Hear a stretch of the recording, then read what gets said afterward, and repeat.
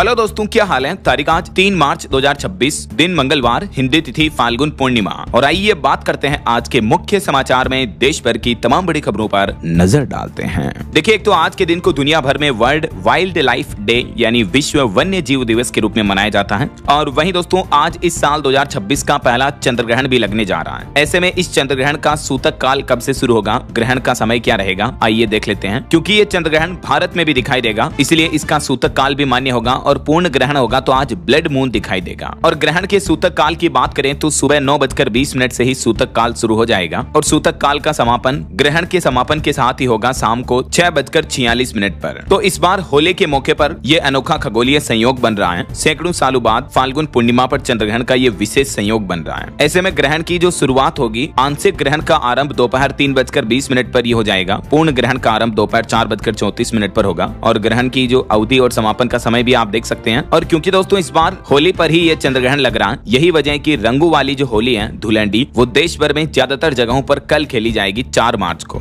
और आज 3 मार्च को चंद्र ग्रहण की वजह से देश भर के ज्यादातर मंदिरों के कपाट भी बंद रहेंगे। चंद्र ग्रहण में क्या करें क्या ना करें, इसको लेकर कुछ जानकारियां भी आप देख सकते हैं स्क्रीन पर। ग्रहण काल के दौरान भोजन नहीं करना चाहिए, मंदिर में मूर्ति वगैरह को स्पर्श ना करें, पूजा ना करें, गर्भवती महिलाएं विशेष तौर से घर से बाहर ना निकलें, सोना नहीं चाहिए वगैरह वगैरह। चलिए अगला अपडेट देखिए। आज होली के मौके पर 3 मार्च को शेयर बाजार बंद रहेगा। NSE BSE में ट्रेडिंग नहीं होगी, हालांकि MCX शाम के सेशन में ओपन होगा। और फिर कल 4 मार्च को मार्केट खुलेगा। वैसे होलिका दहन आपको पता होगा बीती शाम को ही हो गया देश भर में। होलिका दहन की ये तस्वीरें आप देख सकते हैं। मुहूर्त देर रात 12 बजे तक रहा और देश भर में होलिका दहन का जश्न काफी हर्षोल्लास के साथ देखने को मिला। ये देखिए, बिहार पूर्णिया में भी 40 फीट ऊंचे होलिका का दहन किया गया, जमकर आतिशबाजी हुई। पटना, मुजफ्फरपुर के भी कई इलाकों में होलिका दहन की तस्वीरें देखने को मिली। राजस्थान में भी सोने के प्रहलाद पूजे गए, चांदी की होलिका का भी दहन हुआ। 125 स्थानों पर भीलवाड़ा में होलिका दहन हुआ। और वहीं रंग वाली होली को लेकर भी प्रशासन ने और सरकारों ने एडवाइजरी जारी की। होली पर शराब पीकर गाड़ी चलाई तो लाइसेंस निरस्त होगा। रंग लगाने के नाम पर अगर लड़कियों महिलाओं के साथ छेड़खानी की तो जेल जाना पड़ सकता है। हुड़दंग मचाने वालों के लिए प्रशासन ने पहले से अलर्ट जारी कर दिया है। महिलाओं से अभद्रता न करें, नशे में ड्राइविंग न करें, क्योंकि अक्सर लोग बाग रंगों के त्योहार के बहाने बुरा न मानो होली है और इस तरह से महिलाओं से अश्लील हरकतें करते हैं तो उन पर सख्त कार्रवाई होगी इस बार। तो ये तो कुछ होली के त्योहार को लेकर अपडेट चल रहे हैं। और आप सभी भाइयों बहनों दोस्तों मित्रों को भी आपके अपने DLS भाई की तरफ से, पूरी DLS न्यूज फैमिली की तरफ से हैप्पी होली। ढेर सारी हार्दिक शुभ मंगल कामनाएं होली के इस रंगों के महापर्व की।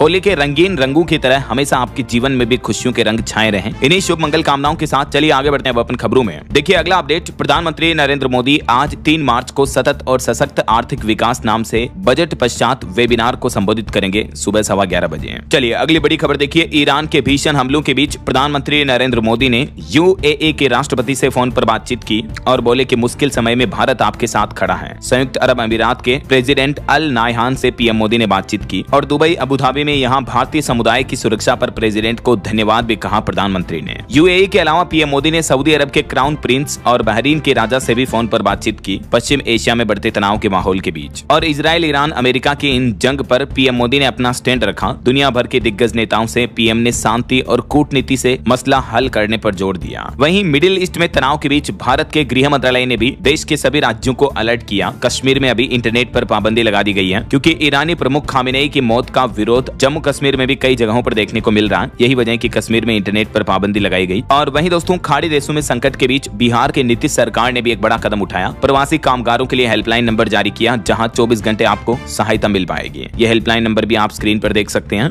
और खबर है, अबुधाबी में ईरानी हमले के बीच 9 मार्च तक बंद रहेगा BAPS हिंदू मंदिर, जिसका 2 साल पहले PM मोदी ने खुद उद्घाटन अनावरण किया था। वहीं अमेरिकी राष्ट्रपति डोनाल्ड ट्रंप बोले कि ईरान पर सबसे बड़ा अटैक अभी बाकी है, अभी पूरी ताकत से हमला शुरू नहीं किया, हमारे पास दुनिया की सबसे बड़ी सेना है। अमेरिकी राष्ट्रपति डोनाल्ड ट्रंप ने एक बार फिर से ईरान को खुली चेतावनी दी। ट्रंप बोले कि ये जंग 4 से 5 सप्ताह तक चल सकती है, अभी तो हमने पूरी ताकत से हमला ही नहीं किया, अभी और बड़ी लहर आना बाकी है। ट्रंप की चेतावनी के बाद ईरान की न्यूक्लियर साइट पर भी अमेरिका ने धमाके करना शुरू कर दिया है। वहीं इजराइल ईरान जंग के चलते एयर इंडिया की कई सारी उड़ानें बीते दिन बेरद्द रही और पाकिस्तानी संसद में भी ईरानी प्रमुख खामेनेई को श्रद्धांजलि दी गई। ओमान में भी एक भारतीय की मौत हो गई। इस बीच एक अच्छी खबर ये आ रही कि इजराइल ईरान जंग जेद्दाह से भारत के लिए 10 स्पेशल फ्लाइट्स चलेगी और साथ ही एयर इंडिया एक्सप्रेस भी मस्कट से भारत आने जाने वाली फ्लाइट्स फिर से शुरू करेगी। ईरान पर कार्रवाई का अभी अमेरिका ने जो ऑपरेशन एपिक फ्यूरी चला रखा है, उस पर ट्रंप का कहना कि 36 घंटों में दहल गया ईरान, घुटनों पर आई ईरानी सेना। अमेरिकी राष्ट्रपति ट्रंप बोले बोले कि सरेंडर करके जान बचा लो वरना मौत पक्की है। ये अमेरिका ईरान जंग की कुछ तस्वीरें और फोटोज भी आप देख सकते हैं। और ईरान के जवाबी हमले में इजराइल में भी लोग बाग बचते नजर आए। ईरान की राजधानी तेहरान में एक गांधी अस्पताल पूरा खंडहर बन गया। ये एयर स्ट्राइक की अलग अलग तस्वीरें भी आप देख सकते हैं। लेकिन एक सबसे बड़ा सवाल ये है कि आखिर इस जंग में ईरान अकेला कैसे पड़ गया। रूस और चीन जैसे दोस्त भी खुलकर मदद नहीं कर रहे हैं और भारत के स्टैंड की भी चर्चा अभी बाकी है, जबकि ये तीनों देश दोस्त की तरह हैं। ईरान, रूस और चीन बाहर से देखने पर ये तीनों एक टीम की तरह दिखते हैं, बड़े बड़े समझौते करते हैं और दुनिया को संदेश देते हैं कि वे साथ हैं। लेकिन अचानक ईरान पर हमला हो जाता है। इस बीच रूस और चीन कहते हैं कि हम बस इस हमले की निंदा करते हैं। बस कहानी यही थोड़ी बदल जाती है। तो ऐसे हालातों पर चाइना और रशिया ने ईरान की खुलकर मदद क्यों नहीं की, इस पर पॉलिटिकल एक्सपर्ट्स का, विशेषज्ञों का क्या कहना है देख सकते हैं आप, क्योंकि इस बार इसमें अमेरिका बीच में है। यही वजह की पावरफुल कंट्री भी पीछे है। दोस्तों, आज की इस रिपोर्ट में हम बात कर रहे हैं दुनिया में बढ़ते तनाव की। मध्य पूर्व में जो हालात बन रहे हैं उनका असर सिर्फ उस क्षेत्र तक सीमित नहीं है, इसका प्रभाव global stability, oil prices, markets और आम लोगों की जिंदगी पर भी पड़ता है। अंतर्राष्ट्रीय राजनीति हमें एक बात सिखाती है, जिंदगी में कुछ भी कभी भी बदल सकता है। एक फैसला,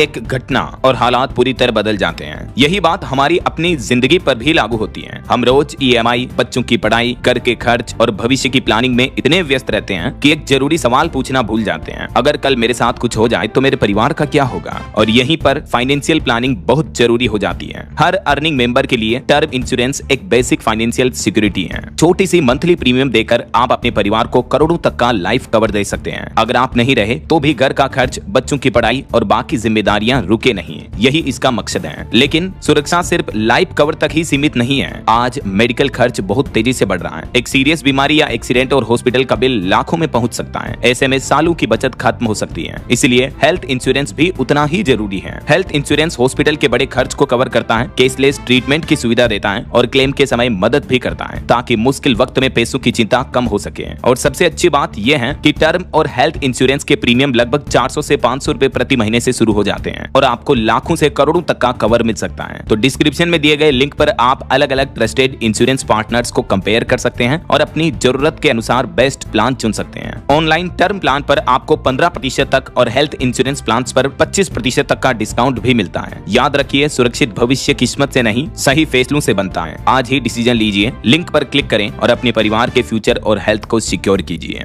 और पश्चिम एशिया में तनाव का असर दिखा। दिल्ली एयरपोर्ट पर भी तीसरे दिन 87 अंतर्राष्ट्रीय उड़ानें रद्द रही। वहीं महंगाई पर बड़ी खबर आ रही दोस्तों, जो मिडिल ईस्ट में टेंशन का माहौल चल रहा है, इस वजह से कच्चे तेल के बाद अब गैस की कीमतों में 130% तक उछाल की चेतावनी जारी हुई है। गोल्डमैन सैक्स की तरफ से ये कीमतों में बढ़ोतरी को लेकर अलर्ट जारी किया है। हालांकि रिपोर्ट आ रही कि जो क्रूड ऑयल का मुख्य एक्सपोर्ट मार्ग है हॉर्मुज, वो तो बंद नहीं होगा, लेकिन बावजूद इसके पेट्रोल डीजल महंगे हो सकते हैं। विशेषज्ञों का मानना है कि 4 से 5 रुपए तक पेट्रोल डीजल के दाम बढ़ सकते हैं प्रति लीटर, जबकि सोना 30,000 रुपए तक बढ़ने की उम्मीद है। अमेरिका ईरान जंग का ये असर देखने को मिल सकता है मार्केट पर, तो इस वजह से भारत में भी पेट्रोल डीजल की रेटें बढ़ सकती हैं। हालांकि इस तनावी माहौल के बीच भारत ने एक और प्लान किया है। भारत अब रूस से कच्चे तेल की खरीद वापस बढ़ाएगा। 95 लाख बैरल तेल पर नजर है। ईरान इजराइल जंग के बीच स्ट्रेट ऑफ हॉर्मुज से सप्लाई थोड़ी रुकी है और इस वजह से भारत ने एक बार फिर से रूस की ओर रुख किया है। ब्लूमबर्ग की तरफ से ये रिपोर्ट सामने आ रही है। तो क्रूड ऑयल की वजह से पेट्रोल डीजल तो महंगे हो ही सकते हैं। इसके अलावा सोने चांदी के भाव पर भी खबर आ रही है। देखिए, ईरान संकट के बीच एक ही दिन में चांदी 32,000 रुपए तक महंगी हुई और चांदी ने डे हाई 3 लाख के भी पार का बनाया। सोने में भी 8,000 रुपए तक का उछाल देखने को मिला। अभी के लेटेस्ट रेट की बात करें तो सोना 8,000 की तेजी के साथ 1,67,000 रुपए प्रति 10 ग्राम पर पहुंच चुका है, जबकि चांदी 23,000 रुपए बढ़कर 2,90,000 रुपए प्रति किलो पर पहुंच चुकी है। हालांकि इस डे हाई के बाद थोड़ी गिरावट देखने को मिली और 2,80,000 के आसपास चांदी का प्राइस अभी चल रहा है। बाकी अलग अलग कैरेट के हिसाब से सोने की कीमतें आप देख ही सकते हैं स्क्रीन पर। अच्छा, इसके अलावा महंगाई पर एक और बड़ी खबर आ रही कि ईरान इजराइल युद्ध का कुछ असर यूं भी दिखेगा। ड्राई फ्रूट्स के रेट बढ़ेंगे, जैसे काजू, बादाम, किशमिश, पिस्ता वगैरह। इस तरह के ड्राई फ्रूट्स के रेट बढ़ सकते हैं और भारत से बासमती चावल का निर्यात यानी एक्सपोर्ट भी प्रभावित होगा। ईरान इजराइल युद्ध की वजह से जो अंतर्राष्ट्रीय बाजार में अस्थिरता दिख रही है, इसका ये साइड इफेक्ट्स देखने को मिल सकता है। चलिए अगला अपडेट देखिए। आपको पता होगा, अमेरिका और इजराइल ने जो ईरान पर हमला किया, उससे ठीक पहले प्रधानमंत्री नरेंद्र मोदी ने जो इजराइल का दौरा किया था, तो इसी मसले पर इजरायली राजदूत बोले कि मोदी को पता नहीं था कि यह हमला होगा। पीएम मोदी का इजराइल दौरा खत्म होने के बाद ही ईरान पर अटैक को मंजूरी मिली थी। पीएम मोदी अभी कुछ दिन पहले 25-26 तारीख को इजराइल गए थे और इसके ठीक बाद 28 फरवरी को ही इजराइल अमेरिका ने एक साथ मिलकर ईरान पर जो एयर स्ट्राइक कर दी। उसके बाद सवाल उठ रहे थे कि क्या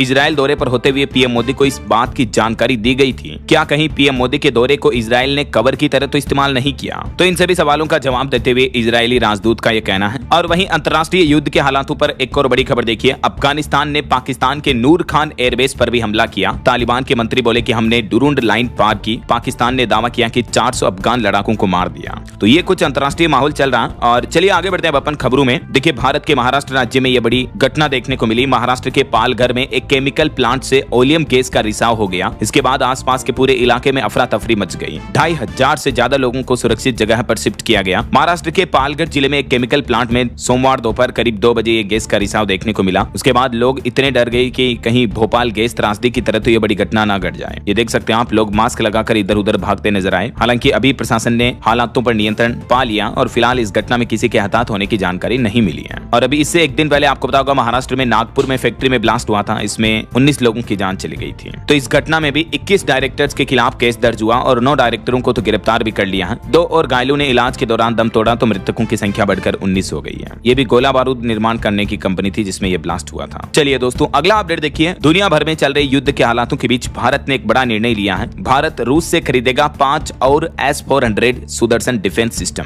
जिन्हें पाकिस्तान और चीन की सीमा पर तैनात किया जाएगा। भारतीय वायुसेना ने इसी डिफेंस सिस्टम का इस्तेमाल ऑपरेशन सिंदूर के दौरान किया था और इसे गेम चेंजर बताया था। तो अच्छी खबर यह है कि भारत रूस से ये 5 और डिफेंस सिस्टम खरीदेगा, तो इससे भारत की ताकत बढ़ेगी, है ना। और वहीं देखिए, भारत कनाडा के रिश्तों में भी एक नई शुरुआत हुई। आतंकवाद पर दोनों देशों ने सख्त रुख अपनाया। साल 2030 तक $50 अरब का व्यापार लक्ष्य भी तय किया। अभी आपको पता होगा, कनाडाई प्रधानमंत्री मार्क कार्नी भारत दौरे पर आए हुए हैं और बीते दिन पीएम मोदी और कनाडाई पीएम दोनों ने हैदराबाद हाउस में मुलाकात की। इसके बाद भारत कनाडा के बीच कई अहम समझौतों पर मुहर लगी, जैसे भारत को यूरेनियम देगा कनाडा, डिफेंस और एनर्जी सेक्टर में भी सहयोग करेंगे दोनों देश। वहीं मिडिल ईस्ट में तनाव को लेकर भी पीएम मोदी ने कहा कि दक्षिण एशिया की स्थिति गंभीर चिंता का विषय है। भारतीयों की सुरक्षा के लिए सभी देशों के साथ मिलकर हम काम करना जारी रखेंगे। चलिए अगला अपडेट देखिए। देश के करोड़ों प्राइवेट कर्मचारियों के लिए बड़ा अपडेट है। वित्त वर्ष 2025-26 के लिए ईपीएफओ ने ब्याज दरों का ऐलान कर दिया है और अच्छी बात यह रही कि ब्याज दरों में कोई कटौती नहीं की गई है। हालांकि बढ़ोतरी भी नहीं हुई है, लेकिन ईपीएफ की ब्याज दरें 8.25% पर जो अभी मौजूदा इंटरेस्ट रेट है वो बरकरार रहेगी, वही बनी रहेगी। निष्क्रिय खातों के स्वचालित निपटान की पायलट योजना को भी मंजूरी दी ईपीएफओ की तरफ से।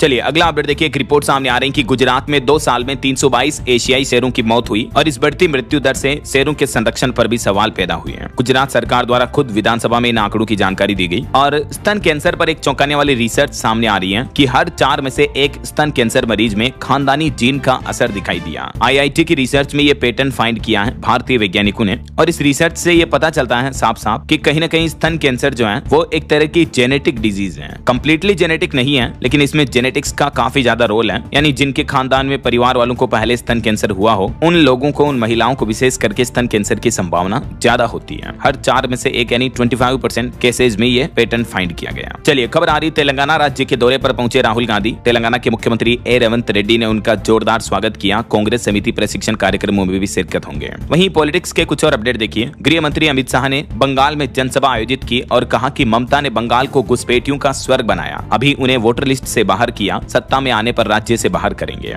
और एआई इंपैक्ट समिट के दौरान जो टी-शर्ट उतारकर विरोध प्रदर्शन देखने को मिला, इस घटना में शामिल यूथ कांग्रेस के कार्यकर्ताओं को भी जमानत दे दी गई। दिल्ली कोर्ट ने कहा कि नारे भड़काऊ नहीं थे, लोगों को डराने का कोई सबूत नहीं मिला है। वहीं सुप्रीम कोर्ट का एक बड़ा फैसला देखिए। एआई जनरेटेड सबूतों पर फैसला लेना बिल्कुल गलत है, इसका सीधा असर न्याय प्रक्रिया पर पड़ता है। बार काउंसिल ऑफ इंडिया को नोटिस भी जारी किया सुप्रीम कोर्ट ने। और महाराष्ट्र के पूर्व डिप्टी सीएम अजित पवार के फ्लाइट क्रैश मामले के बाद अब उनके बेटे ने एक वीडियो शेयर किया जिसमें प्लेन कंपनी के मालिक मेन पायलट सीट पर सोते हुए दिख रहे हैं। और इस वीडियो को शेयर करते हुए उन्होंने लिखा कि ऐसी लापरवाही बर्दाश्त नहीं की जाएगी। वहीं खबर है, राजस्थान में पंचायत चुनाव पर बड़ा फैसला लेगा राजस्थान राज्य का एक गाँव। होलिका दहन की लपटों से पता करेंगे कैसी होगी बारिश, डीजे, शराब, आतिशबाजी पर भी बैन रहेगा। ये गाँव है राजस्थान के नागौर जिले का इनानिया गाँव, जहाँ के गाँव वालों ने मिलकर ये सालों से चली आ रही इस तरह की परंपरा पर भी बैन लगाया और ये एक नया निर्णय लिया है। वहीं हरियाणा राज्य का बजट जारी कर दिया है सरकार ने और बजट में महिलाओं को गाड़ियां खरीदने पर छूट देने की घोषणा की गई। अग्निवीरों को पुलिस में एक्स्ट्रा रिजर्वेशन मिलेगा और अब 6 लाख और महिलाओं को राज्य में लाडो लक्ष्मी योजना का लाभ भी दिया जाएगा। हरियाणा के मुख्यमंत्री नायब सिंह सैनी ने विधानसभा में बतौर वित्त मंत्री के रूप में 2,23,658 करोड़ रुपए का बजट पेश किया इस बार और तकरीबन 3 घंटे 10 मिनट तक बजट भाषण पड़ा। हरियाणा राज्य के बजट में 12 सबसे बड़ी घोषणाएं क्या क्या की गई, ये जानकारी आप देख सकते हैं डिटेल्स। ये तो बजट की कॉमन घोषणाएं रही, इसके अलावा महिलाओं के लिए स्पेशल क्या क्या ऐलान हुए, युवा और स्टूडेंट्स को लेकर हरियाणा सरकार ने ये घोषणाएं की हैं, किसानों के लिए भी ये बड़े ऐलान हुए। थोड़ा सा वीडियो को पॉज करके आप स्क्रीन पर देख लीजिएगा अगर आप हरियाणा राज्य से हैं तो। वहीं खिलाड़ियों के लिए, स्पोर्ट्समैन के लिए भी राज्य सरकार ने कुछ घोषणाएं की हैं। कर्मचारियों के लिए ये बड़े ऐलान हुए। स्वास्थ्य हेल्थ सेक्टर को लेकर ये ऐलान किए, इंडस्ट्री कारोबार व्यापार को लेकर, इंफ्रास्ट्रक्चर को लेकर ये ऐलान किए गए हैं। किस डिपार्टमेंट को, किस विभाग को कितना बजट जारी किया, इसकी भी जानकारी आप देख सकते हैं स्क्रीन पर। ओके, तो ये रहा हरियाणा का इस बार का बजट 2026। चलिए अगला अपडेट देखिए। गुरु तेग बहादुर के शहीदी समागम के मौके पर पीएम मोदी ने कहा कि गुरुओं का बलिदान और एकता ही हमारी ताकत है। और ऑटो इंडस्ट्री से खबर आ रही है, महिंद्रा XEV9e सिनेलक्स एडिशन लॉन्च हुआ, जिसकी कीमत 29,35,000 से शुरू है। मध्य प्रदेश की मोहन यादव सरकार ने बड़ा फैसला लिया। राज्य के 12 लाख कर्मचारी और पेंशनर्स का DA यानी महंगाई भत्ता 3% बढ़ा दिया है। अब 58% मिलेगा महंगाई भत्ता। मुख्यमंत्री बोले कि 6 किस्तों में देंगे, एरियर्स की राशि भी है। अभी तक मध्य प्रदेश में कर्मचारियों को 55% DA मिल रहा था। DA यानी डेयरनेस अलाउंस यानी महंगाई भत्ता। तो उस भत्ते में 3% बढ़ोतरी करने की घोषणा कर दी है मध्य प्रदेश के मुख्यमंत्री डॉक्टर मोहन यादव ने। होली के मौके पर MP के कर्मचारियों और पेंशनर्स को यह बड़ा तोहफा मिला है और बढ़ोतरी के बाद अब 58% मिलेगा DA। देख सकते हैं मोहन यादव ने इस बारे में ट्वीट करके जानकारी भी दी। कुछ महीनों पहले तो आपको पता होगा मध्य प्रदेश सरकार ने घोषणा भी की थी कि आने वाले 3 सालों में MP राज्य में 30% तक बढ़ेगा कर्मचारियों और अधिकारियों का DA। हालांकि अभी तक उसमें उस हिसाब से बढ़ोतरी तो नहीं हुई है, लेकिन फिर भी 3% तक की बढ़ोतरी की घोषणा की है। वहीं मध्य प्रदेश में कृषि कैबिनेट की बैठक का भी आयोजन किया मोहन सरकार ने और किसानों के लिए 27,746 करोड़ का रोड मैप भी जारी किया है। सिंचाई परियोजनाओं और मंडियों पर भी कई बड़े फैसले लिए। ये मध्य प्रदेश की पहली कृषि कैबिनेट बैठक हुई स्पेशली, जिसकी अध्यक्षता खुद मुख्यमंत्री मोहन यादव ने की है। इस बैठक में सिंचाई, पशुपालन और कृषि पर विशेष फोकस दिया गया। कुछ जिलों के लिए कुछ खास घोषणाएं भी हुई हैं, जिसकी जानकारी आप देख सकते हैं और भी इस बैठक में क्या क्या निर्णय लिए गए। चलिए खेल समाचार पर खबर आ रही। पाकिस्तान की वर्ल्ड कप टीम के प्लेयर्स पर 50-50 लाख का जुर्माना लगाया गया। टीम के खराब प्रदर्शन से PCB नाराज हुआ, बोला कि हारने की सजा तो मिलनी चाहिए, क्योंकि पाकिस्तान सेमीफाइनल से बाहर हो चुका, तो इस वजह से पाकिस्तान क्रिकेट टीम पर यह जुर्माना लगाया गया। जबकि भारत तो सेमीफाइनल में पहुंच चुका है। बीते दिन के मैच से ही भारत को सेमीफाइनल तक पहुंचाने वाले 5 ये हीरो खिलाड़ी रहे हैं इस बार के T20 वर्ल्ड कप में।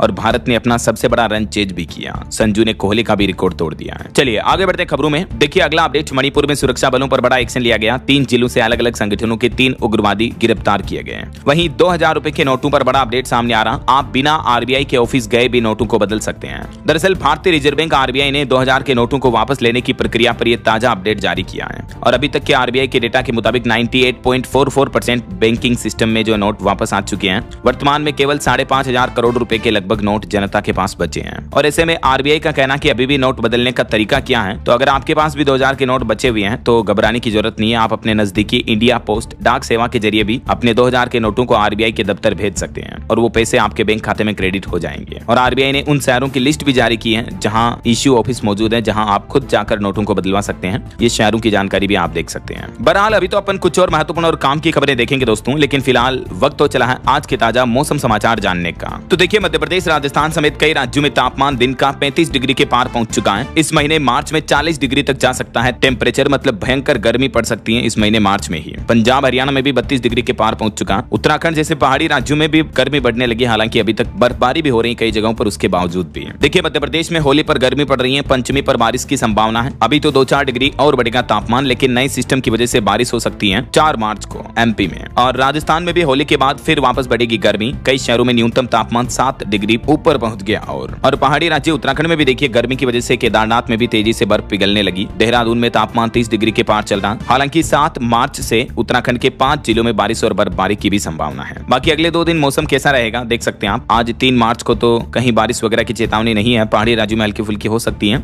और कल भी मौसम शुष्क रहेगा। ओके, और चलिए मौसम के बाद आगे बढ़ते हैं खबरों में। कुछ मार्केट अपडेट्स पर नजर डाल लेते हैं। तो देखिए दुनिया भर में चल रहे तनाव के बीच भारतीय शेयर मार्केट में बड़ी गिरावट देखने को मिली। अमेरिका ईरान जंग से भारत का सेंसेक्स 1048 अंक गिरा, 80,239 पर बंद हुआ। हालांकि सोना लगभग एक ही दिन में 7-8 हजार रुपए बढ़ा, क्योंकि जब भी ऐसे युद्ध जैसे हालात होते हैं तो इस तरह की सेफ एसेट में बाइंग ज्यादा आती है और मार्केट में अनसर्टेनिटी बढ़ जाती है। देखिए मिडिल ईस्ट तनाव का असर, भारत के पड़ोसी देश पाकिस्तान का शेयर बाजार तो तकरीबन 10% टूट गया। पाकिस्तान के KSE 30 इंडेक्स में 5000 अंक की भारी गिरावट देखने को मिली, जबकि डे ओपनिंग के साथ तो KSE 100 इंडेक्स 16000 अंक तक गिरा। पाकिस्तान के स्टॉक मार्केट में तो हाहाकार मच गया। वहीं खबर है एयर इंडिया एक्सप्रेस के MD आलोक सिंह ने भी इस्तीफा दे दिया है। चलिए मार्केट अपडेट्स के बाद आगे बढ़ते हैं खबरों में। देखिए अगली एक खबर आ रही कि फ्लाइट कैंसिल हुई तो नहीं मिलेगा एक भी रुपया। ईरान युद्ध के बीच यात्रियों को एक और बड़ा झटका लगा है, क्योंकि कई सारी एयरलाइंस कंपनियों के जानकार जो मार्केट एक्सपर्ट्स हैं उनका ये कहना है कि इस तरह की युद्ध की जो स्थितियां होती हैं तो ऐसी स्थितियों के टाइम पर जो अधिकतर ट्रेवल इंश्योरेंस पॉलिसियां होती हैं उनमें वॉर एक्सक्लूजन क्लोज होता है। यही वजह है कि युद्ध वगैरह इस तरह की स्थितियों में कई सारी एयरलाइंस कंपनियां रिफंड की सुविधा भी ना दें, हो सकता है। खैर, भारत में अभी तक एयरलाइंस कंपनियों की तरफ से ऑफिशियल अपडेट आया नहीं है, आएगा तो मैं आपको बता दूंगा। और वहीं खबर देखिए, पश्चिम एशिया में टकराव के बीच फ्रांस देश ने एक और बड़ा फैसला लिया। 28 साल के बाद अब फ्रांस अपना परमाणु जखीरा बढ़ाने का ऐलान किया है। फ्रांस के राष्ट्रपति इमैनुअल मैक्रों की तरफ से यह बड़ी घोषणा की गई है। चलिए खबर आ रही, यूएस इजराइल ने ईरान के कोनार्क नेवल बेस पर किया हमला, 3 और जहाज डूब गए, कई इमारतें भी तबाह हो गई। वहीं मिडिल ईस्ट में जारी तनाव के बीच वैश्विक हवाई यातायात भी बाधित हुआ। एयर इंडिया और इंडिगो समेत दुनिया भर की लगभग 1600 उड़ानें भी रद्द रही। चलिए अगला अपडेट देखिए, राजस्थान में बीजेपी की नई प्रदेश कार्य समिति घोषित हो चुकी है। सभी जिलों को प्रतिनिधित्व मिल चुका है। वहीं राजधानी दिल्ली में बेटियों और महिलाओं को 4 बड़े तोहफे दिए। राष्ट्रपति द्रौपदी मुर्मू ने कई अलग अलग योजनाएं लॉन्च की दिल्ली की लड़कियों के लिए। इन योजनाओं की जानकारी और नाम भी आप देख सकते हैं। और खबर है, होली के मौके पर कई सारी नमो भारत ट्रेनों का समय बदला गया। अब 4 मार्च को सुबह से नहीं मिलेगी सेवाएं, शाम से शुरू होगा संचालन। होली पर यात्रियों की सुविधा को ध्यान में रखते हुए नमो भारत और मेरठ मेट्रो के संचालन समय में यह अस्थायी रूप से बदलाव किया गया। बाकी टाइमिंग वगैरह की डिटेल्स आप देख सकते हैं। चलिए अगला अपडेट देखिए, हिमाचल प्रदेश में जगत नेगी बोले कि वन भूमि पर अतिक्रमण के मामलों में सर्वोच्च न्यायालय के निर्देशों के अनुरूप नई नीति बनाई जाएगी। हिमाचल के राजस्व मंत्री का यह कहना है।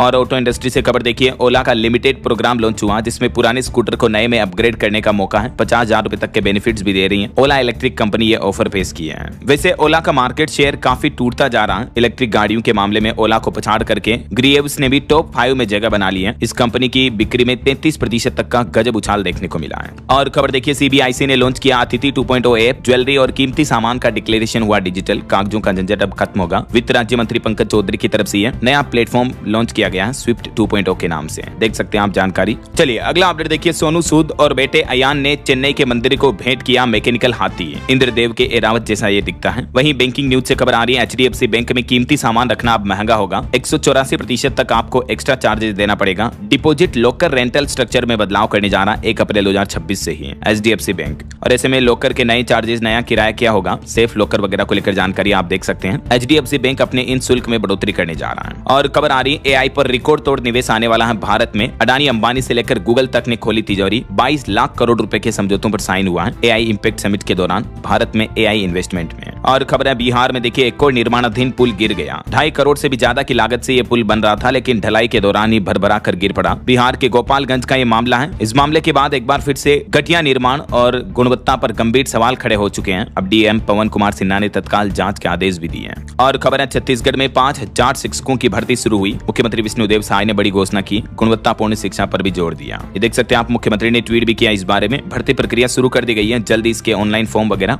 जारी किए जाएंगे। तो अपडेट्स आगे के मैं आपको बताता रहूंगा इसी चैनल डीएलएस न्यूज के माध्यम से। और खबर है, चंडीगढ़ में टीबी का खतरा बढ़ता जा रहा। हर दिन 18 नए मरीज आ रहे हैं। स्वास्थ्य मंत्रालय की रिपोर्ट ने चिंता और बढ़ा दी है। वहीं देखिए, उत्तर प्रदेश में प्रीपेड में बदले गए 35,000 स्मार्ट मीटर। अब फोन की तरह रिचार्ज करना होगा। अम्बेडकर नगर से आंकड़े सामने आ रहे हैं। और खबर है, सड़क पर अगर कूड़ा फेंका तो लगेगा 1000 रुपए का जुर्माना। गाजियाबाद में आरडब्ल्यूए ने बैनर लगाकर चेतावनी जारी की है। वहीं सेल कंपनी ने नया ऑर्डर जारी किया। कर्मचारियों के लिए मोबाइल ईमेल पंजीकरण अनिवार्य होगा। नहीं कराने वाले ऑनलाइन सुविधाओं से वंचित रहेंगे। बोकारो इस्पात संयंत्र में काम करने वाले कर्मचारियों के लिए नया अनाउंसमेंट हुआ है। और खबर है, मध्य प्रदेश के बाद अब उड़ीसा, पश्चिम बंगाल समेत 3 राज्यों में खुलेंगे IIFM। वन प्रबंधन शिक्षा विभाग का विस्तार होगा। देख सकते हैं आप डिटेल्स। और जो सोशल मीडिया पर इन्फ्लुएंसर्स होते हैं, यानी फाइनेंशियली इन्फ्लुएंसर जो होते हैं, उनको मार्केट रेगुलेटर सेबी ने सख्त चेतावनी दी। लगभग 1.25 लाख पोस्ट डिलीट किए गए। डेरिवेटिव में 10 में से 9 लोगों को नुकसान की चेतावनी दी। अब AI इन पर नजर रखेगा कि सोशल मीडिया पर आखिर कौन लोग फाइनेंशियल जानकारी देते हैं लोगों को। ऐसा वहीं खबर है, झारखंड राज्य में अप्रैल से मतदाता सूची का विशेष गहन पुनरीक्षण यानी SIR अभियान शुरू होगा। 11 मार्च तक तैयारियां भी फाइनल की गई। और हरियाणा करनाल से किसानों के लिए बड़ी सौगात मिली। गरोंडा में स्थापित होगा अत्याधुनिक पेस्टिसाइड टेस्टिंग लैब सेंटर भी। वहीं बिहार के सरकारी अस्पतालों में भी अब आयुर्वेद से भी होगा इलाज। मरीजों को फ्री दवाइयां मिलेगी। बिहार के नीतीश सरकार की तरफ से यह बड़ा अनाउंसमेंट किया गया। और चलिए दोस्तों, कुछ और स्टेट न्यूज अपडेट देख लेते हैं फटाफट से। देखिए, राजस्थान के चित्तौड़ में सांवलिया जी भंडार खुला। पहले दिन 10.5 करोड़ की गिनती हुई। वहीं राजस्थान के सीकर की यह घटना है। क्रिकेट खेलते समय सीकर के एक फौजी को हार्ट अटैक आया और मौत हो गई। सीकर में खाटू श्याम मंदिर भी 3 और 5 मार्च को बंद रहेगा चंद्रग्रहण के चलते। और MP इंदौर में देखिए घटना, जहरीली गैस से 2 निगम कर्मियों की मौत हो गई। सीवर टैंक में सफाई करने उतरे थे। वहीं मध्य प्रदेश में 16 योजनाओं पर 28,000 करोड़ रुपए खर्च करेगी मोहन यादव सरकार। MP में वरला पान सेमल सिंचाई प्रोजेक्ट भी मंजूर हुआ। भगोरिया हाट में मुख्यमंत्री ने ताड़ी के बारे में पूछा, बोले कि मैं तो अनाड़ी हूँ। बाकी और भी मध्य प्रदेश की कैबिनेट बैठक में ये कुछ बड़े फैसले लिए गए, जिनकी डिटेल्स आप देख सकते हैं। और खबर है, छत्तीसगढ़ के बिलासपुर जोधपुर जोन से चलेगी 8 होली स्पेशल ट्रेनें। उत्तर प्रदेश मथुरा के ब्रज में विदेशी महिलाएं भी झूम कर नाची। देवकी नंदन महाराज ने हाइड्रोलिक पिचकारी से रंग बरसाए। बिहार में होली रमजान पर 30,000 पुलिस बल तैनात किए गए सुरक्षा के लिए। और झारखंड के 14 जिलों तक बढ़ेगी आधार सेवाएं, नजदीकी केंद्र पर नागरिकों को मिलेगी सुविधा। और हरियाणा के बजट में कितना पैसा कहां खर्च किया जाएगा, इसको लेकर सरकार ने गणित बताया। 1 रुपए में से लगभग 28 पैसे तो वेतन और ब्याज और पेंशन पर खर्च होगा। जीएसटी के बाद स्टाम्प ड्यूटी, बिजली पानी के बिल से हरियाणा सरकार को सबसे ज्यादा कमाई हो रही है। यह रहा हरियाणा के बजट का पूरा हिसाब किताब। वहीं खबर है अरब देशों में फंसे लोगों के लिए अब पंजाब की भगवंत मान सरकार भी सक्रिय हुई। स्पेशल हेल्पलाइन नंबर और व्हाट्सएप नंबर भी जारी किए हैं। पंजाब सरकार ने भी जरूरत पड़ने पर तुरंत इन नंबरों पर संपर्क कर सकते हैं। और ठगी बदमाशी की एक बड़ी घटना देखिए। बैंक के अंदर ही जेब काटती दिखी महिलाएं सीसीटीवी में कैद हुई। पंजाब के फाजिलका का यह मामला है। पंजाब नेशनल बैंक में 2 महिलाओं ने ब्लेड से बैग काटकर 20,000 रुपए उड़ा लिए। देखिए आप, इनका ये सीसीटीवी वीडियो भी सामने आ रहा है। वहीं देखिए हिमाचल प्रदेश के 5 शहरी निकायों में डिलिमिटेशन का शेड्यूल जारी हुआ। 5 जिलों की सीमाएं नहीं बदलेगी। और हिमाचल प्रदेश में 6-7 मार्च को हल्की बारिश और बर्फबारी की भी संभावना है। अभी 5 दिन मौसम साफ रहेगा। चलिए कुछ एजुकेशनल अपडेट्स देखिए आप। हिमाचल प्रदेश में 2384 केंद्रों पर 3 मार्च से शुरू होगी। आज से मतलब 10वीं और 12वीं की बोर्ड परीक्षाएं भी। और सीए इंटरमीडिएट और फाउंडेशन परीक्षा के रिजल्ट की डेट भी घोषित हो चुकी है। 8 मार्च को नतीजे आएंगे। इससे पहले सीए फाइनल के रिजल्ट आ चुके हैं। और हिमाचल के ही रहने वाले अनिरुद्ध गर्ग ने फाइनल में दूसरी रैंक हासिल की और राज्य में तो टॉपर बने हैं। ऑल इंडिया दूसरी रैंक आई इनकी। खुद इनको आईसीएआई ने कॉल किया। युवाओं के लिए मोटिवेशन प्रेरणा की बात है। वहीं रेलवे के आरआरबी ग्रुप डी में भर्ती के लिए आवेदन की लास्ट डेट बढ़ चुकी है। अब 9 मार्च तक इच्छुक उम्मीदवार आवेदन कर सकते हैं। ओके, और चलिए अगला अपडेट देखिए आप। टेक न्यूज से खबर आ रही है एप्पल का सबसे सस्ता स्मार्टफोन आईफोन 17e भारत में लॉन्च हो चुका है। इसमें 48 मेगापिक्सल फ्यूजन कैमरा मिलेगा, A19 चिपसेट वगैरह। और कीमत इसकी रखी गई है 64,900। और भी एप्पल ने कई नए गैजेट पेश किए हैं जिनकी डिटेल्स भी आप देख सकते हैं। और देश भर में होलिका दहन का जश्न कुछ यूं देखने को मिला। उज्जैन में महाकाल की विशेष आरती हुई। भोपाल में मुख्यमंत्री यादव ने होली जलाई। मुंबई में लव जिहाद की थीम पर होलिका का दहन हुआ। अगेन आप सभी भाइयों बहनों दोस्तों मित्रों को हैप्पी होली। और चलिए अंत में आज के राशिफल पर नजर डाल लेते हैं। देखिए मेष राशि वालों की नौकरी और बिजनेस के लिए अच्छा दिन है। मिथुन राशि वालों को प्रॉपर्टी के काम में फायदा मिलेगा। और भी कुछ अलग अलग राशियों का राशिफल आप देख सकते हैं स्क्रीन पर। और हाँ दोस्तों, आप मुझे कमेंट करके बताइए कि अभी भारत ने और किस देश से एयर डिफेंस सिस्टम खरीदने की घोषणा की है। कमेंट करके बताइए। और आप भी मुझे नीचे कमेंट बॉक्स में हैप्पी होली जरूर लिख दीजिएगा। बाकी इस वीडियो को लाइक और शेयर करना। DLS न्यूज चैनल को सब्सक्राइब करके बेल आइकन जरूर दबा देना रोजाना ऐसी इंफॉर्मेटिव जानकारियां, महत्वपूर्ण समाचार देखते रहने के लिए। और हाँ, हेल्थ इंश्योरेंस और टर्म इंश्योरेंस के बेस्ट ऑफर्स चेकआउट करने और अच्छा डिस्काउंट पाने के लिए नीचे लिंक दिया हुआ है डिस्क्रिप्शन और पिन कमेंट में, जरूर चेकआउट कीजिएगा। ओके, ख्याल रखिएगा अपने आप का, अपने परिवार का। मिलेंगे अगले नेक्स्ट अपडेट में। तब तक के लिए जय हिंद, जय भारत, वंदे मातरम।